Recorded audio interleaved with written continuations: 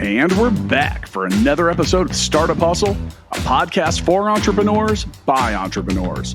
If you want to start, own, or build a business, then you're in the right place. We bring you the real truth about what it's like to take something from concept to launch. From growth, innovation, experience, failing, or winning big, we've got you covered. So let's get down to business with another episode of Startup Hustle, brought to you by Fullscale.io.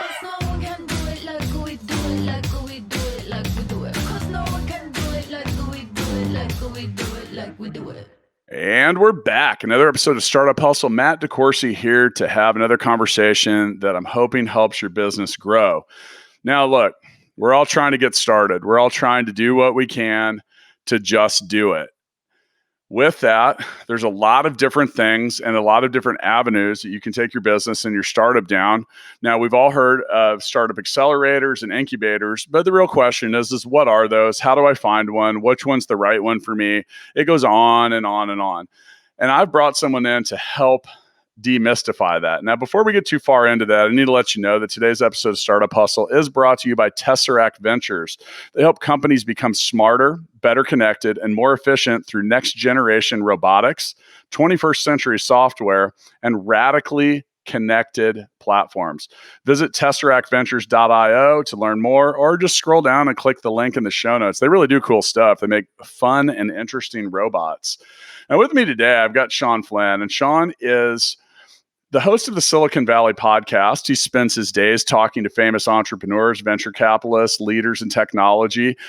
He is in the Silicon Valley. I am in the Silicon Prairie here in the middle of Kansas, and we may talk about that a little bit. Shawn also has a very lengthy and deep background as the head of incubation at the Tesseract Accelerator, and I'm going to let him pick up the story here in a few minutes. Welcome to Startup Hustle, Shawn. Matt, thank you for having me on your show. I'm a huge fan, and this is going to be a lot of fun today. Well, I appreciate it. And like I said, from the valley to the prairie, we'll see if we can cover all that space. Let's just go ahead and start with a little bit about your backstory, like what you do, and even the Silicon Valley podcast, because you've had some very interesting guests so far. Yeah, so I mean, most of my work is sitting down with either service providers, venture capitalists, angel investors, and entrepreneurs, and pairing them off, seeing where there's a need for one and demand for the other, and just mix and match in that. And I was having some amazing conversations, and actually some of the conversations were repeating over and over. So I thought, okay, it'd be great to record these. It'd be great to make this library similar to what you're working on, but you got 400 episodes. I have, an eighth of that, and get it out there to entrepreneurs. So I started recording some episodes at first I had a public access TV show in Mountain View where I was doing this. But public access only gets you so far. I wanted something that would go cross borders. I wanted something that would go outside the US that anyone in the world could access. So then I started a podcast, and with that, I just tapped into the network. Sorry, I'm not going to go into networking, but I got intros to some amazing people. And one thing led to another. Some of the people I've interviewed: Melody Perkins, founder of Canva; Jim McKelvey, co-founder of Square; Patrick Lee, founder of Rotten Tomatoes. I mean, a lot of the advantage of being in Silicon Valley is having access to some of these people. And they're normally just one coffee meeting away, which is pretty incredible. Yeah, and that's cool. And yeah, last out in the Valley almost a year ago at TechCrunch, and we stopped and visited some past guests, as well as people that were associated with the Launch KC Accelerator here in Kansas City. And that's a division of our Economic Development Committee. And they frequently actually line companies from the Valley up with the Prairie. And, some of that and your history with, with Tesseract Accelerator and stuff like that, it makes for an interesting topic, because I think a lot of people want to get into startup accelerators or incubators, but they come in a lot of different shapes and forms. And what are your comments about where do you want to start when it comes to finding the right accelerator or incubator for your business? Like, where do we begin? So first, actually, I may be going to your area on this road trip I'm on. I have a buddy that just moved to Wichita, Kansas from Silicon Valley. As you can guess right now, there's this huge exodus of people here that actually want a backyard. I mean, heavens forbid you have a house with more than, a studio that all your money goes to. So I'm going to go to Wichita, Kansas. If you have time, maybe I could swing by Kansas City. In fact, I'll even introduce you to Roger. He's the founder of Bay Angels, which got me started more or less in this whole startup ecosystem. He's semi-retired and moved to Wichita, Kansas, an angel investor of 20 years here in the Valley. So that's an interesting choice in Kansas. Like, Kansas City's already not that big. Wichita's not exactly booming, but there is some interesting stuff that goes on there. And, I've had a past guest that was with Koch Industries and their venture lab, and they're in Wichita. So, yeah, there's interesting, much smaller than Kansas City for sure, which already isn't that big. Now, now you mentioned like an angel investor, an incubator, an accelerator. Like when and where is one to begin? Like, so I'll play the founder role here. Like, I got an idea, man, and I think I'm onto something, but I don't know what to do with it. Okay, so you just got an idea. So that's actually a good start in the sense that kind of what stage you're at. So there's a lot of different. First, incubator and accelerator. What are they? What's the difference? And then let's go into finding that accelerator. So an incubator, just think of that as a shared workspace with mentors and maybe some events. So there's no real start and end date. You're there till you outgrow that space. And normally there's more perks than just a shared workspace. Shared workspace, you rent a desk, and that's about it. Now an accelerator normally has a start date, end date. It could be a month. It could be 3 months. And they expect certain milestones to be hit in that time. And normally at the very end, there's a demo day or something where they'll introduce you to investors and kind of push you off into the sunset for your next steps to go ahead. So when you're looking for an accelerator, really know what stage your company is at and what you want to get out of that accelerator. And what I mean by that is an accelerator for A round is not going to be the same accelerator that Matt had just mentioned with his ID on a napkin. The valuations are different. The mentors are going to be different. The vetting process, everything you could think of is going to be completely different for those companies. And if you're submitting your application, they're just not going to look at it because you won't have the traction that these later stage companies will have that they're looking for. So say Matt came to me right now and said, "Hey, Shawn, I have this idea. I don't know what my next steps are." Okay. There are accelerators for that when you just have an idea. So I would ask Matt, what sector is this your idea in? Because if it's a med tech company versus a fintech company or that, these accelerators, some of them are general, but normally you don't get too much out of a general accelerator. I mean, there are some online in that won't take equity. But if you're going to give up equity in your company and your time, you should really be thinking, okay, what am I going to get the maximum benefit for? What am I giving up? What am I going to get? So we'll say you're a fintech company. Okay, great. Find your fintech accelerators. Now there's, once again, different stages in that. So you'd find one for a very early stage. And you look into, one, is it a brand new fintech accelerator? How many batches have they had? Have they been around for 2-3 years? What have the graduates said? So just like you do due diligence on your angel investors, you do due diligence on your co-founders, your team, you also got to do due diligence on that accelerator program. Because there's a lot that, show up one day, close the next day, and you don't get too much benefit from it. I've heard so many stories where people have started an accelerator, a 3-month accelerator, and then 8 weeks in, the doors are pretty much closed, and the people are like, "What just happened? I was batch number 1. This was supposed to be the magical batch where, we get on that wall of fame of."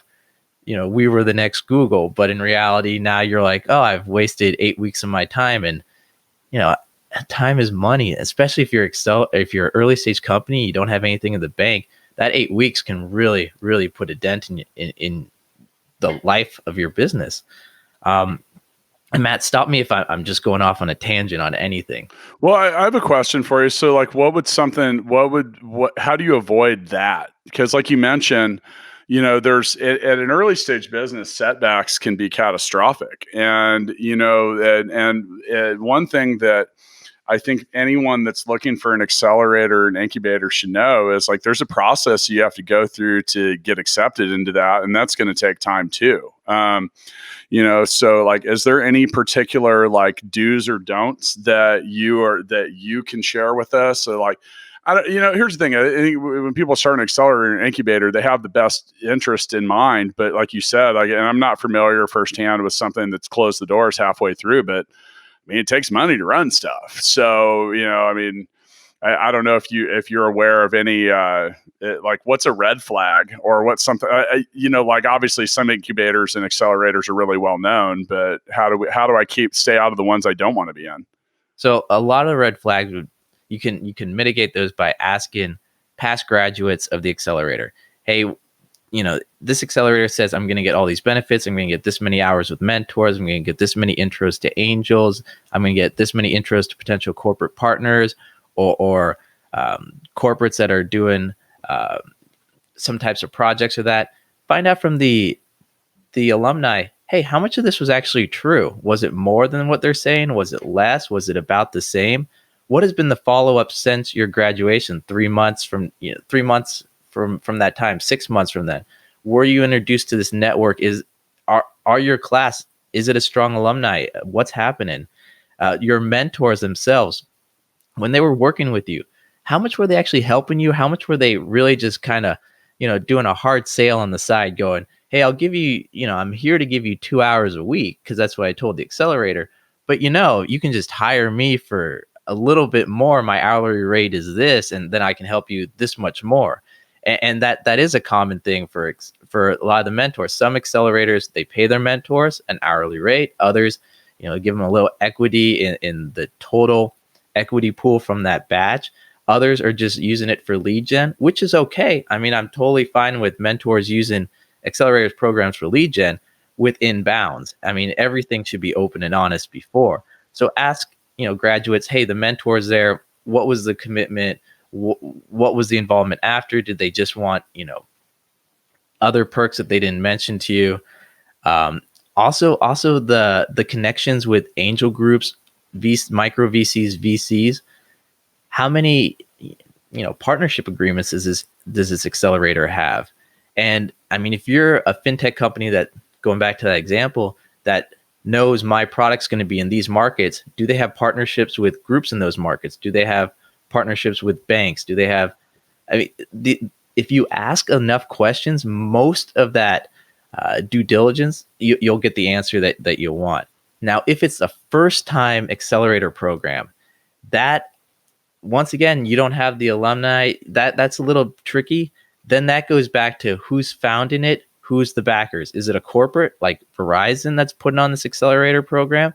That you probably can have more confidence than this one guy that used to be an analyst for this VC fund that decided to branch off on his own, that has no partners, but a cool website that he designed, and that everyone gets, $10,000 free credit from Amazon Web Service for being in the accelerator program. So, which Amazon would probably give you for free if you just ask anyway, by the way. Which is true.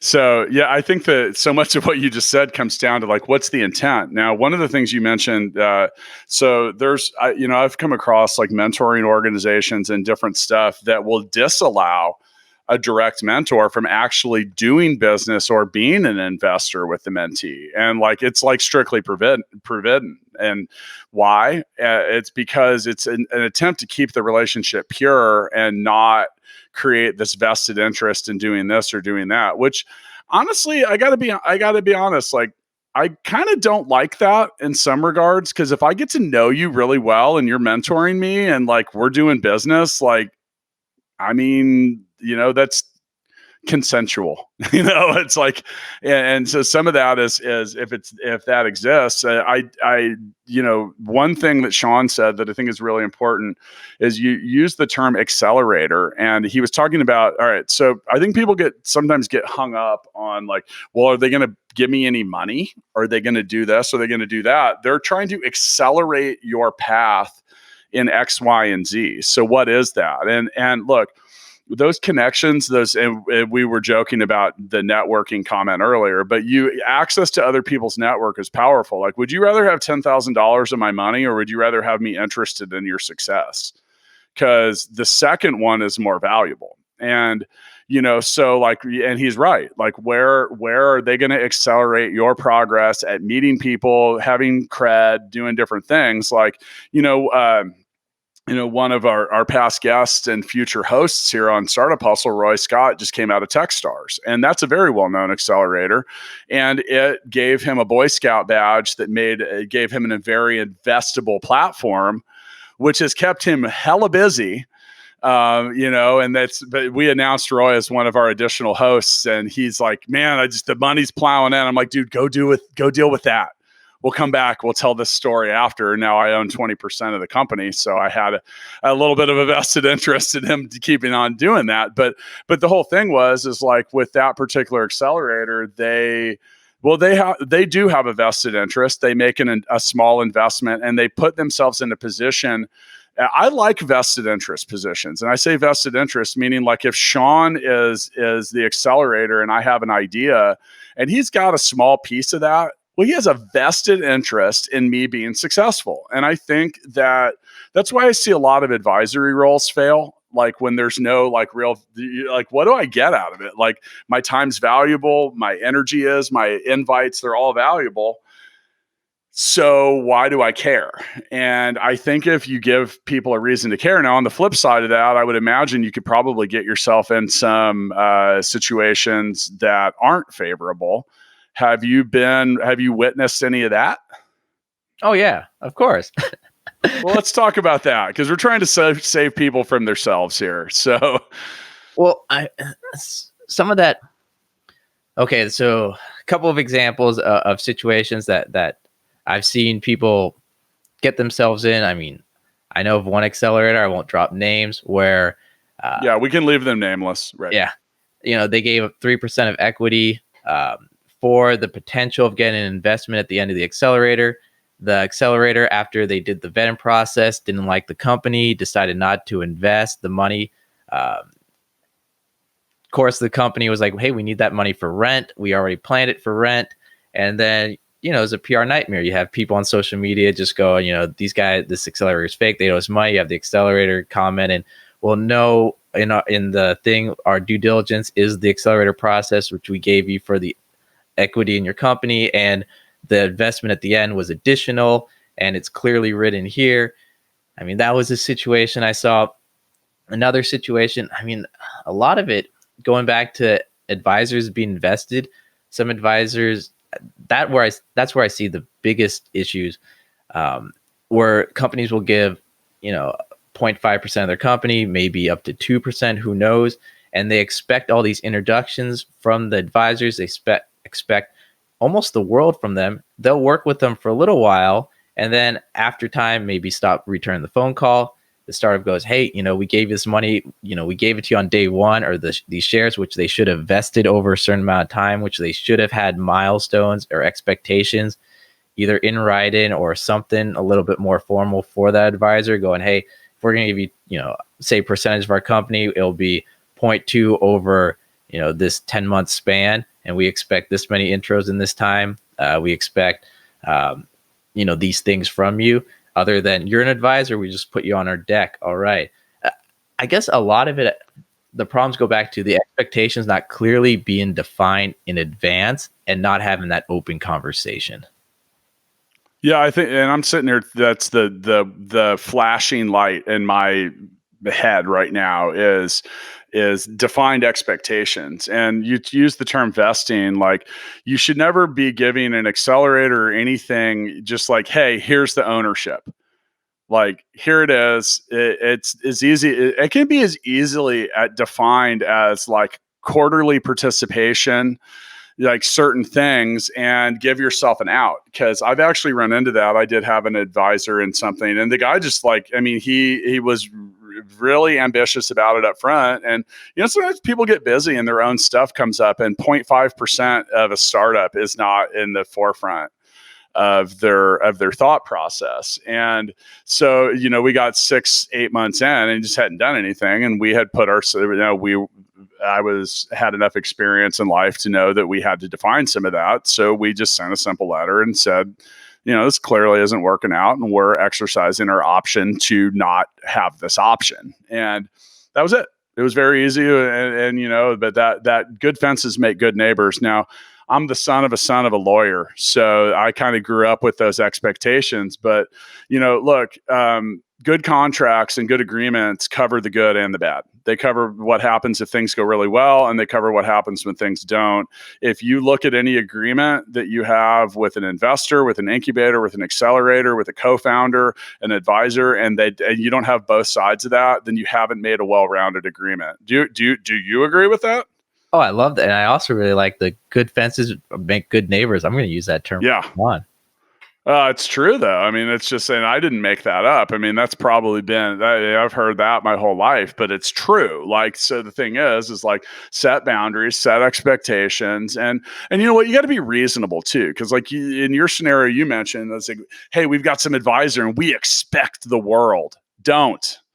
Because what you're doing is not that person's focal point. Like, you're lucky if you get a portion of these people's attention. That is what you're vesting into. And like, I mean, here's the thing is if they're worth their weight in whatever you're trading out, like, I mean, then if you really want more, then you got to give more. That kind of is the way it goes. All right. So when it comes to picking an accelerator or an incubator, now we've got the preparation process. And oh man, I've seen some people that were clearly not prepared. And I think that would be a fun thing to talk about. Now, before we get too far into that, I want to remind you that Tesseract Ventures is a sponsor. And if you believe that there's nothing more human than technology, go check out what the inventors, engineers, and creatives are building over at Tesseract.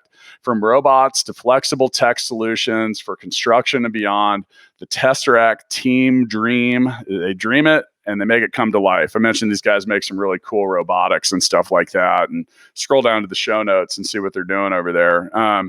Now, while they're building robots, early stage, we're building pitch decks and presentations and stuff like that. What do I need to do to get prepared to apply to these things? Well, I guess the first thing is, if you do have co-founders, to actually know everyone's position in the company, because nothing's more embarrassing in the actual face-to-face interview or the video call interview when you go, okay, so you're the CEO, you're the CEO, and then the two co-founders go, no, actually, I'm the CEO. I'm the CEO, and they argue over who the CEO is. So have positions well established ahead of time, and have the positions, like, know who you are, like your personality.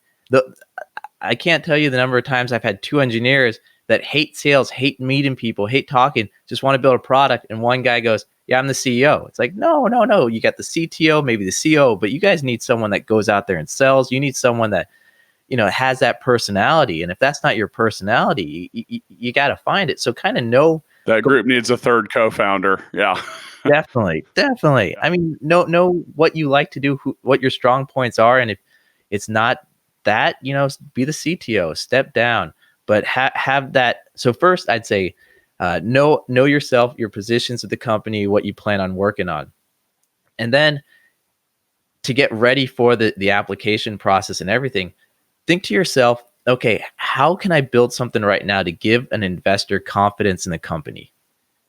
And what I mean by that, that confidence is going to help you get in this accelerator. It's going to help you get that first customer, or if you already have that first customer, future customers. How can you deliver confidence to these people? And that could be, building out your advisory board. It could be getting traction. It could be doing, building that MVP, testing it, getting some market feedback. There's a lot to do that in that accelerator application, in that interview, that you can demonstrate to the vetting team to better give them confidence that you're a good fit for that next batch, because they might be looking at, a couple hundred applications, or if this is Y Combinator, 1 billion applications, who knows, for 10 spots. Yeah, and much like Shawn said, you got to stand out. And any level of indecision or like non-description, like, okay, so I've used this as an example a lot. I've had some people give me a pitch deck for their new .com and they want me to email them at Yahoo. And like, I mean, here's the thing. I'm going to throw that in the trash. Like, that's enough right there. Like, if you're not adept enough to know that is like, that tells me you have no tech ability at all. You couldn't even set up a email at your own domain. And, little things like that stand out. Other things are, okay, look, own your faults and your strengths the same way. Like, it's okay. And I think Shawn will attest to this. Like, I've seen pitches that were going on out in the Valley that are like, hey, we need $5 million to figure out if we can even get a client. And that sounds like completely illogical, but it might be a big, big, big vision. And there's people that'll write checks out there for cutting edge tech, but you got to be upfront. So like, if you're, it's okay to say we don't know, but own it. Say this is what we still need to prove, because an investor or someone that's gonna let you and get you involved with this, they want to know that you know what you don't know or need to learn. And that's part of the process. They get it. Like, don't be afraid to put that out there and be very upfront. Like, this is what we're good at. This is what we're not. We know we need to fix this, and this is how we think we can fix it. And if you can fix it that way, that's great. If not, I mean, I think it's good to be upfront. And then I think that the main thing is don't, and I've heard, this was spoken. I was at the Kansas City CEO retreat last year. Wow. It feels like 100 years ago. But, I was listening to a VC panel, and they basically unanimously said, don't be afraid to sell us on your big vision. And, like, no one wants to hear, and then we'll raise $25,000 and become the biggest company on the planet. No, you won't. Like, say it, like, speak it big, go big or go home. And, some of that is, that's going to help you stand out. And I think another thing too is like what Shawn said is, if you don't have a pitch man or woman, get one or figure it out. Because so many people out there are like, hey, I'm a product guy and I hate sales. Okay, well, those are things that people say right before they go out of business. Like a mediocre idea sold well is better than a great idea marketed and sold poorly. So, and there's a long history of that. And, so, all right, now let's say that we get the attention of an incubator and accelerator.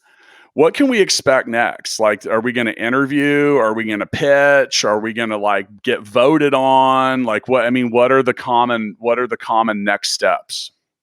I mean, every accelerator is different, but I'd say probably the most common process is you submit your pitch deck, possibly a short little video with that. The screening committee will look it through, evaluate it, and then have a call with the team. And if they like that call, and in that call, maybe 30 minutes, 15, 30, maybe even up to an hour, depending. I mean, it's almost like initial screening for a pitch event, more or less. So they're going to ask you a bunch of questions that they want to see, how confident you are. And just like Matt was saying, if you don't know an answer, I mean, they actually want to see you go, I don't know that, but I'll get you the answer. I'll get back to you. I mean, they want to see you're coachable. I mean, being a coachable founder is one of the things a lot of these accelerators look for, because I mean, if you're not coachable, what's the point of even going through an accelerator? I mean, you're not going to get anything out of it. The accelerator is not going to get anything out of it, because they know you need to be coachable for all their mentors, all their network, for everyone to help you move forward. So they want to see this. And then if you pass that, the most accelerators, the next step is then the in-person interview, where maybe there's 25 companies. If it's down to 10, they'll all come in. It'll be screening with the investment committee. And then they'll just go down and they'll make that final decision for the next batch. So, and that's a pretty thorough vetting process. Some accelerators aren't that extensive. Others are even more. I mean, depending on the amount they're going to invest in you, the amount of equity, everything, they might ask you for, past financials. They might actually really do a deep dive into some of these companies. But I would say in general, it's going to be more pitch deck, phone call, in-person decision. There's one thing, and I don't want to get too far into this episode. We didn't bring this up yet because we're talking about like how to get the accelerators and incubators to pay attention. Is there a list of these things somewhere? Where did we even find them in the first place? Oh, the accelerators. Yeah. We should probably in our episode about finding an accelerator, we should probably hit on that. Sorry, we waited till the 29th minute. We just wanted to make sure you were listening. So, I mean, a good way to research, especially to find out the accelerator that might be a fit for you, is to go on, AngelList, Crunchbase, or any of these platforms and look for companies that are in your same sector, and kind of look for the badges that they're wearing, what accelerator they graduated from, and then you can reach out to those founders and go, hey, what was your experience with this accelerator? Do you have any tips for me? Okay, can you actually give me a warm lead, a warm intro to this accelerator? Since you've graduated, I'm sure you know someone there, even a mentor in that. Because, I mean, a big plus for people is if a mentor that the accelerator likes recommends a startup or someone on their staff. If they give you that warm, I mean, just pretty much everything in life. The warm intro helps so much more than that cold outreach. And that's a great, foot in the door to reach out to these companies, find out where they went through, get them to intro you. You're already 2 steps ahead of everyone else.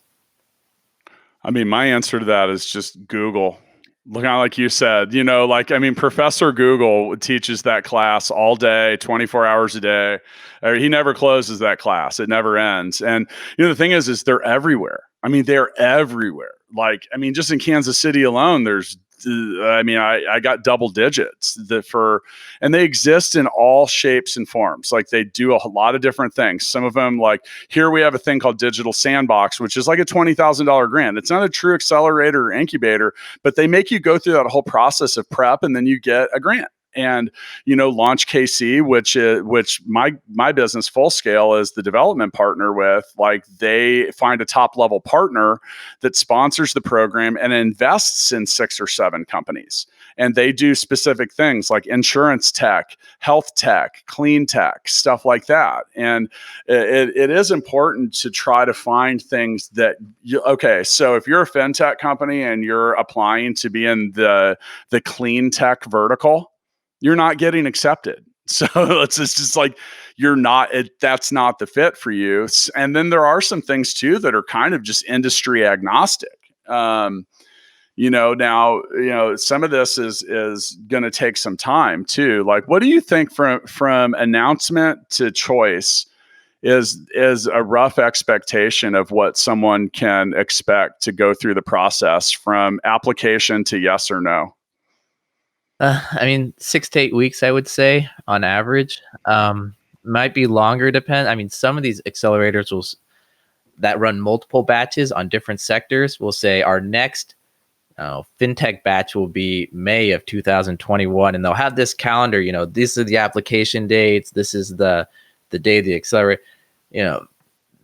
There's quite a few others. Every quarter we release one, or we have one batch, and then 2 months before the next batch, we start, please submit your applications. But I would say if you just got an email saying, hey, we're going to run the next batch, 6 to 8 weeks, probably around that. I mean, it does. Yeah, and then you might actually wait a little bit to start. Yeah. Oh yeah. I mean, and you might wait a little bit to start, and then you got a couple months to maybe get through it. And then some of it too is like, be careful what you're asking for, because you might get it. Like you mentioned Y Combinator, which YC is very well known, but you got to go. Well, I don't know if you have to right now, but at one point you had to go out to California for a little bit. And, that's not possible for everybody. It's not uncommon for early stage founders to not have quit their day job yet and different stuff. And like, the thing is if you're going to spend a bunch of time, energy, effort, emotion getting to that point, and then they're going to say, hey, we want you to come here for X amount of time or this number of days. And if that's not a possibility for you, or it won't be, or you're not ready to make it one, you're chasing the wrong opportunities. And, there are a million ways to spend your energy at your business every day. And in the early stage, it's vital that you're doing the things that are the most important for your enterprise. That could be anything from business development to getting you in. I know people that are that are like, I'm not going to do accelerators. You say, why? They say, because I'm planning on moving a lot faster than it might. And that's okay. That's okay, because these are people that have maybe already done things before. They don't need that support or that education or the intros or something like that. Or maybe they just, I don't know. And one of the things you mentioned that I think is important, that okay, if they think you're a pain in the ass, you're not getting in. Like, that was kind of what you were alluding to with the coachability and the other stuff. But I talk to a lot of people that are. It's one thing to have a clear vision about where you want to go. It's another thing to have no flexibility about how that vision's going to become a reality. And you talk about coachability, and that's important because look, these people are investing their time in you. And if you're a pain in the butt, like, no one wants to sign up for that. Like, ain't no one got time for that, is like really true in that regards. I because I'm enjoying talking about the things not to do, as with your with at Tech Code, and you're the head of incubation and the manager of director of business development for an accelerator. So what are a few things that you've seen that'll pretty much equate to an instant no in the application process? Well, okay. By the way, people, he's laughing because these are laughable things. Like I mentioned, like your .com, and you want me to email you at Yahoo. Like, yeah, just weird shit. Well, back to the if you're not coachable, or if you have an attitude, anyone that gives anyone attitude, if it's an analyst or anyone, any on the deal screen, if there's an angry email going, hey, you're taking too long, let me talk to your manager or something like that. If someone tells me that, the person's gone. Or before any, trust me, there was one time let me talk to your manager. I want to talk to a manager about why my application isn't wow. That's a good, I haven't heard that one yet, but yeah, wow. There's one guy that was literally like threatening, going, you guys are too stupid to understand what I'm doing. His market cap was bigger than China. It was on his right on his pitch deck.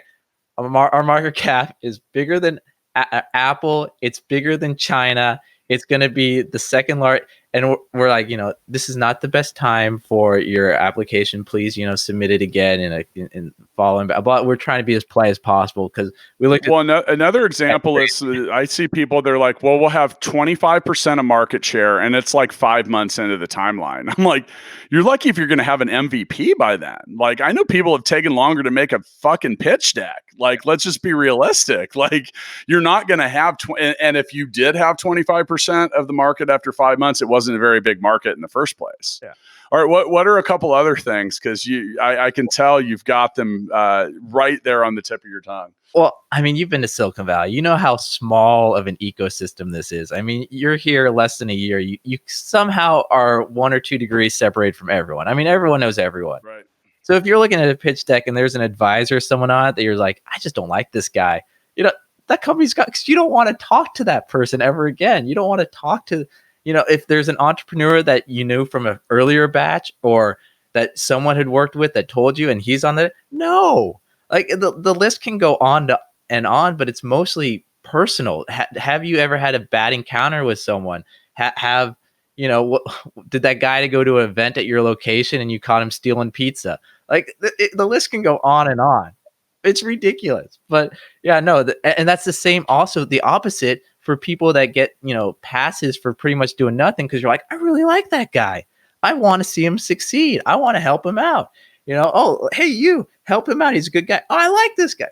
It's the exact same way. There's people that have that great personality that everyone tries to help and elevate. And there's other people that everyone's like, oh, dude, not another moment of my time. Oh, no. Yep.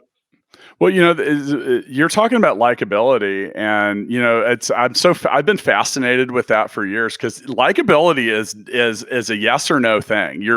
And the super likable person's like that man or woman that is just so likable. They could like tell you your kid's ugly and you thank them for the feedback. You're like, thanks for the feedback, man. I'll try to make a better looking kid next time. I'm just I thank you for saying something. You don't even know why you're doing it, but look, that's a real thing. And like sometimes there's an unlikable quality about it's a gruffness or an overseer, like, and it just doesn't play well. And I think that's a self-awareness thing. And and we're running out of time here, so I'm going to get to our founders freestyle in a minute, but I do want to let everyone know once again, today's episode was brought to you by Tesseract Ventures, and Tesseract's brought Silicon Valley level innovation to the Midwest, enabling businesses just like yours to defy the boundaries of space and time through the next generation of technology. And you just go to tesseractventures.io. You can learn more. Click the link in the show notes. We're really proud of what Tesseract's doing here in town. They're making real cool robotics stuff and repping the Midwest. And, like you mentioned an exodus from the Valley. It's happening, man. Like the rent's down for the first time in San Francisco in like 20 years. So, it's going to be, I think it's going to be real interesting to see what happens. The world has become very remote and it has, and very connected. And I think that's cool. I think that is a good opportunity for founders everywhere. Now, with that, we end our episodes of Startup Hustle with what we call the Founders Freestyle. We went through a few things. Now, if you want to learn more about Shawn, look him up on LinkedIn and, look at what they do over at Tech Code and some different stuff. But with the Founders Freestyle, I want to give you a minute to just give the best advice you can to any founder or person that wants to find an incubator or accelerator. The best advice I'd have is to talk to alumni and get their feedback, their honest feedback from them, the support, what the real experience was, if they found it valuable, and try to tap into that existing network. You don't even need to go to the accelerator in many situations. You know who the mentors are from online. You know who the players are. You know the investors if you go to the demo days and that. And just, I don't want to say network, but, go network the hell out of it. Well, and we're not afraid to say the word network. We just didn't want to do. Shawn and I talked prior to this about not wanting to do another episode about networking because everyone understands the power of the network. And then, but that is important. Listen to Shawn's podcast. It's called the Silicon Valley Podcast. You can go to the SiliconValleyPodcast.com. There's links for all that in the show notes as well. The advice that I'm going to give anyone is, look, get right to the point. Like no one wants to, I don't want to see your 60-page business plan as my first contact with you. Like, I want be short and sweet. There's a big stack of all this. No one's going to read all 60 pages of that. It may come up later. I'm not saying don't have it ready, but at the same time, get right to the point. Assume that you're in a stack of a couple hundred and you want to stand out, and maybe consider doing something a little bit different, like a pitch video. And just something that is just a little more palatable and it's going to make you stand out. Don't be afraid to sell your big vision, and don't be afraid to ask for what you want. Some of this is just a numbers game. The more lines you throw out in the sea, the more fish you're likely to catch. So, the thing that is guaranteed to probably not go that well, if you're like, well, I applied to 3 of them and I didn't get in. I know people that have applied to like 300 and so they could get into a couple, and that's just, it is what it is. So on a side note, I'm trying to help Shawn not get evicted from his Airbnb because we got late getting started. So remember, he's on his journey from the Silicon Valley to the Silicon Prairie. So I want to let him get on. It's a long drive, bro. And when you get to Western Kansas, you're going to hate our home state because it's about 400 miles of corn until you get to Kansas City. So I'm going to let you get started. I'll catch up with you next time. All right. Thank you, Matt. It was great to be a guest. Thank you.